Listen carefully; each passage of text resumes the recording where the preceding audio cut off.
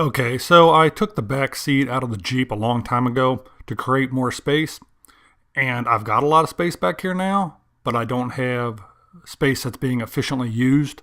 So, as you can see back there in the back, I've got that little hidden trunk thing that Jeep sells, or one of those aftermarket places sells for Jeep, and that conceals stuff pretty good. But I'm going to install a shelf in here to conceal gear and stuff like that. Basically, I'll be able to hide the gear underneath it.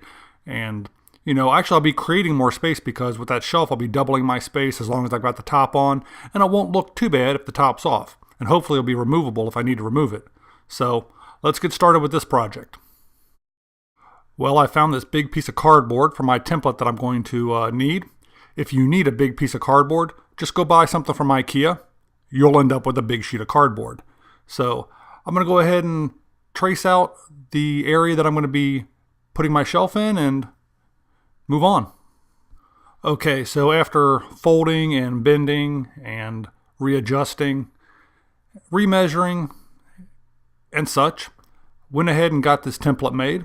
This is what the shelf's going to look like. That's going to be going over that area in the back of the Jeep. It's fairly straightforward. Got it notched out, I think, close to what I need. I'm going to have a little bit of a gap around it, but that won't be too bad. It shouldn't be noticeable by the time I'm done. And besides that, I really don't care what it looks like. My Jeep, I use it for my stuff.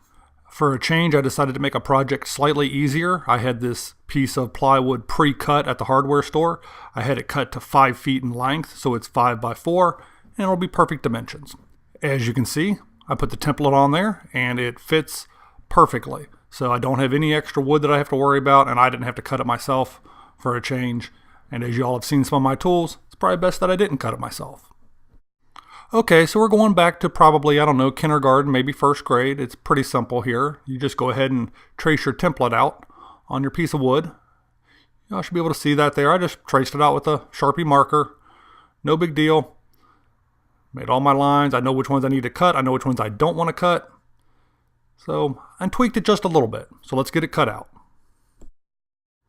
Okay, I probably should have said earlier that this is 1/4 inch plywood, and that's all I'm going to need for this project. I'm not expecting it to sustain a ton of weight or anything like that, but there it is. There's my shelf all cut out, ready to go, and it'll have to be fit into the back of the Jeep. So we'll see how easy that's going to be. Okay, after some finagling around and removing the top of the Jeep and removing the side brackets, I was able to finally twist this piece of wood in. Wasn't as easy as I thought it would be, but it finally went in. I pre-painted the edges thinking that would be difficult to paint, but this is what it looks like underneath.